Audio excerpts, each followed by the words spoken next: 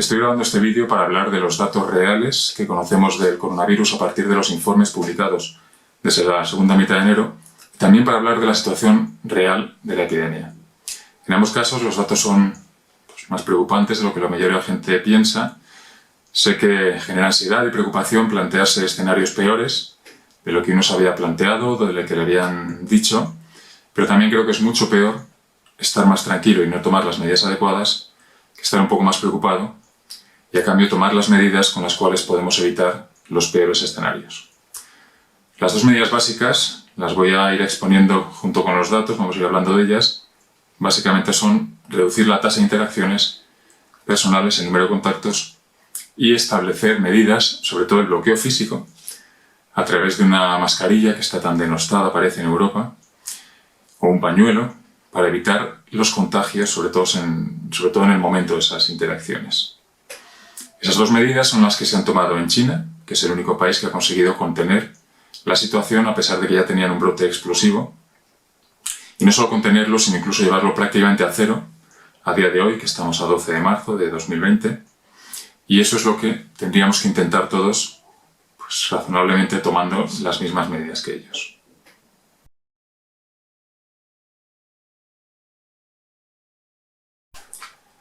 En primer lugar, creo que es importante hablar de algunas características del virus.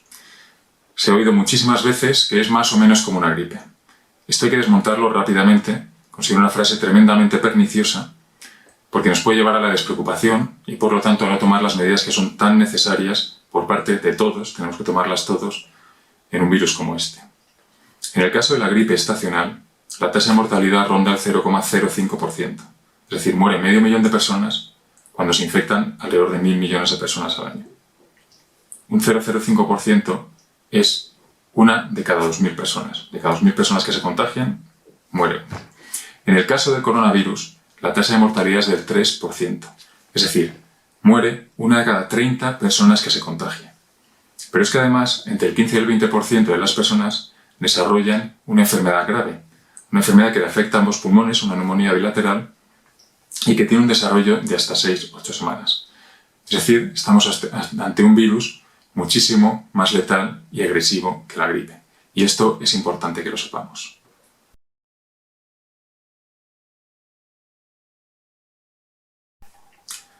También es importante conocer que este virus es contagioso durante la fase de incubación.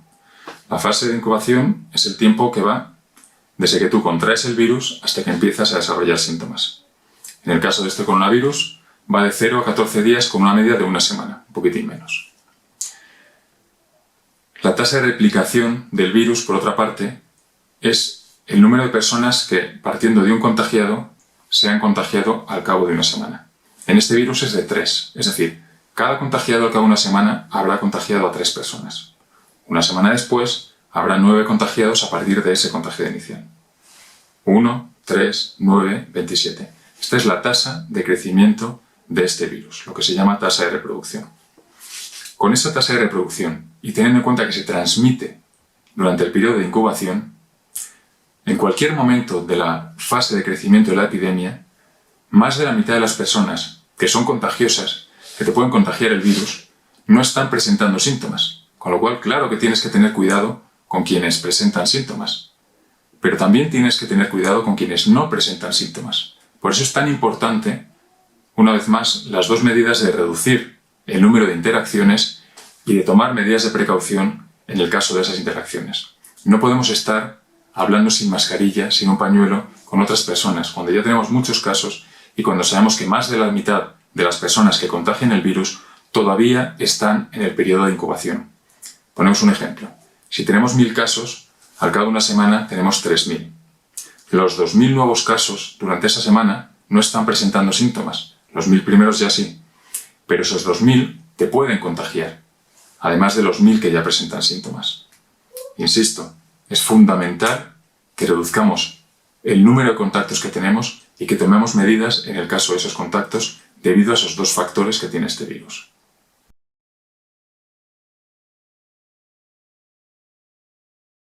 Para ver cuál es la situación real de la epidemia, tenemos que tener en cuenta otro dato que conocemos.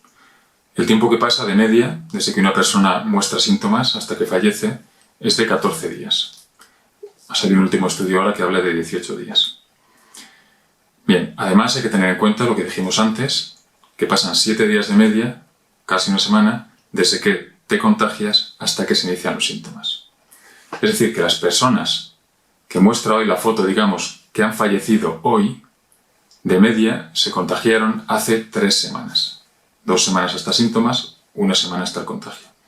En el caso de España, por ejemplo, hoy, 12 de marzo, el número oficial es de 30 muertos.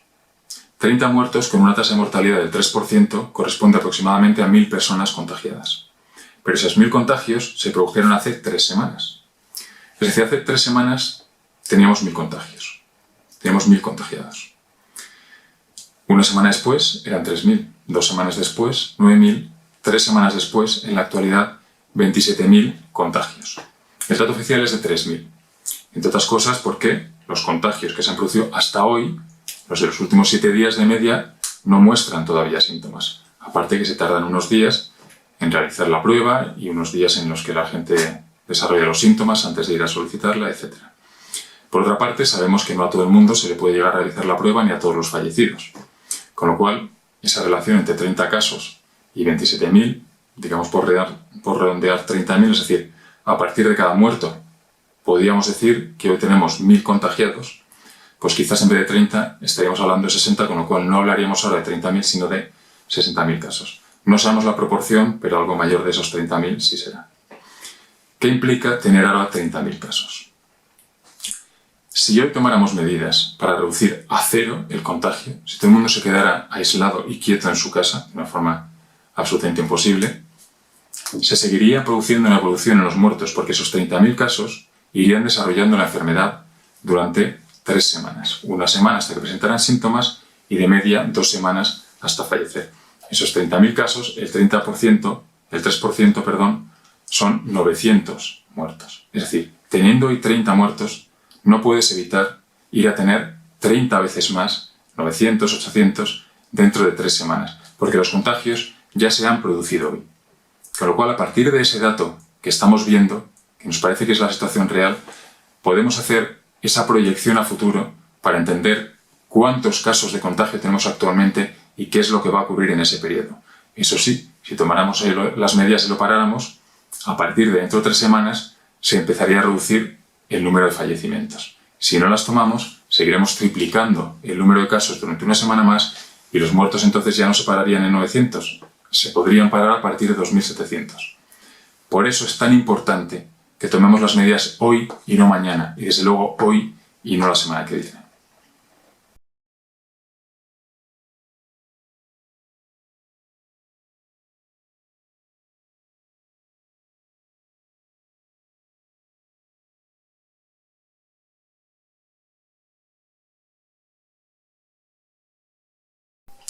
En relación a la mortalidad, la tasa de mortalidad, conocemos ya mucho más desglose. Tenemos muchos estudios que nos permiten saber cómo se está produciendo por franja de edad, por enfermedades previas, etc.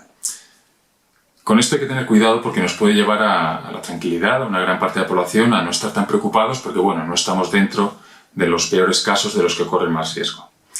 Bueno, para empezar vamos a decir que 1/3 de los casos de los fallecimientos no presentaba enfermedades previas. Eso se ve también en los últimos estudios que se han ido publicando. Por otra parte, aunque la tasa varía por edad, y es cierto que es menor en edades más bajas, en cualquier caso siempre es alta. Es decir, las personas más jóvenes tienen una tasa, que conozcamos, del 0,2%. Es decir, 1 de cada 500 fallece de media. Las personas de alrededor de 50 años es aproximadamente 1 de cada 100. Si ya llegamos a 80 años, entonces la tasa sube al 22%. Es decir, a 1 de cada 4 personas fallece teniendo esa edad de media. Esto nos lleva una vez más a la importancia de que todos tomemos las medidas. Es decir, si alguien por estar en una franja de edad que corre menos peligro toma menos precauciones, estará contribuyendo a que haya una tasa más alta de contagios, un número más alto de contagios, contagios que acabarán llegando, por esta progresión además tan rápida, esta facilidad de contagio, a personas de otros grupos que sí tienen un riesgo mayor. Es decir, una vez más, partiendo de un caso que se produzca, si mantenemos los contactos, nos vamos a 3, 9, 27, 81. Con lo cual, Entre otras cosas, si nos vamos a la franja de edad que corre menos riesgo en principio, que conozcamos, que es la de los niños menores de 10 años, tienen menos posibilidad de morir y de enfermar gravemente, pero también contraen el virus y también lo contagian. Podemos decir que son como misiles biológicos que los enviamos a veces, pues como cierran el colegio, no podemos trabajar, no sabemos qué hacer con los niños, se ocupan los abuelos. Eso es muy peligroso.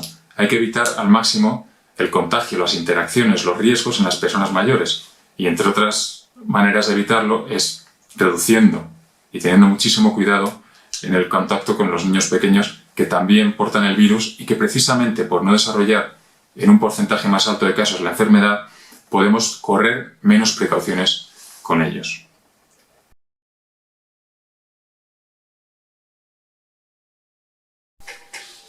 Creo que hay que hacer un comentario específico sobre la mascarilla. Se oye mucho que la mascarilla no sirve de nada, o que corremos riesgo porque si está infectada luego nos tocamos la boca y nos contagiamos.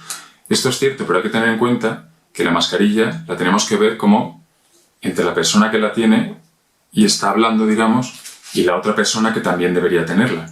A mí quizás me protege, además no tenemos mascarillas antivirus todos. Si nos podemos poner una mascarilla de tela o un pañuelo, que incluso te puede llegar a bloquear más que una mascarilla de estas tan finas, estás evitando sobre todo que salgan tus gotitas, que es como se dispersa el virus, las gotitas de cuando hablas, cuando respiras, y quizás tú te proteges solo al 80% de las gotitas que puedan en el ambiente o que vengan a ti de la otra persona con la que estás hablando, pero tú le estás protegiendo a él prácticamente del 100% de esas gotitas, porque no llegan a salir.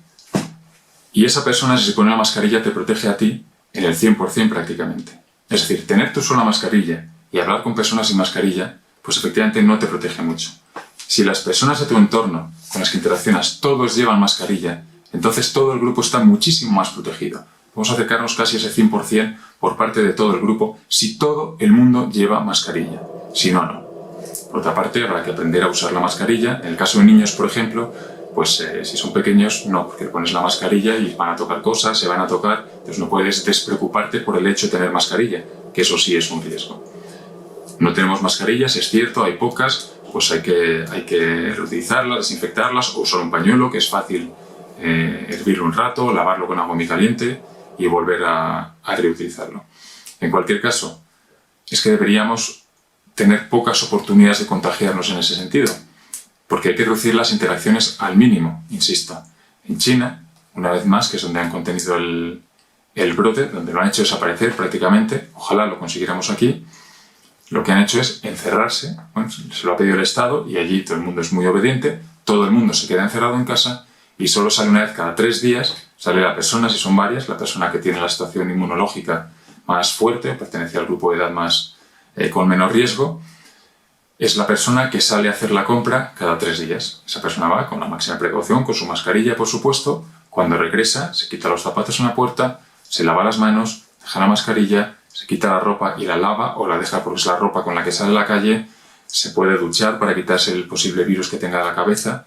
Ese es el tipo de interacciones y el tipo de precauciones que deberíamos tener todos en todo momento. Entre otras cosas, porque son las únicas que han demostrado ser capaces de parar el virus. Y porque este virus, insisto, tiene una tasa de replicación de 3. Esa tasa es altísima si la combinamos con el hecho de que no existe inmunidad porque es un virus nuevo y de que no existen vacunas.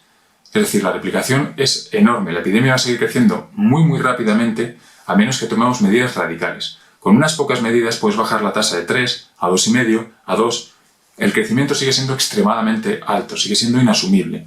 Tenemos que tomar medidas extremas para llegar a estar por debajo de 1, que es cuando la epidemia empieza a contraerse.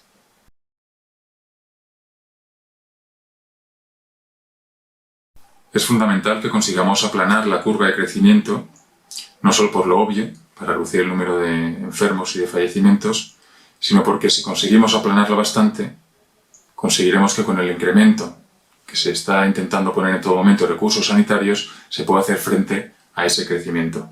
No es lo mismo que el sistema esté saturado y se deje sin tratar a 1 de cada 10 pacientes, a que se deje sin tratar a 9 de cada 10 pacientes, que es lo que puede pasar en los momentos durante la curva, durante la fase explosiva de crecimiento de la epidemia. Porque en ese caso, con tantos enfermos graves sin tratar, la tasa de mortalidad no va a ser del 3%, va a subir al 4, al 5, al 6%.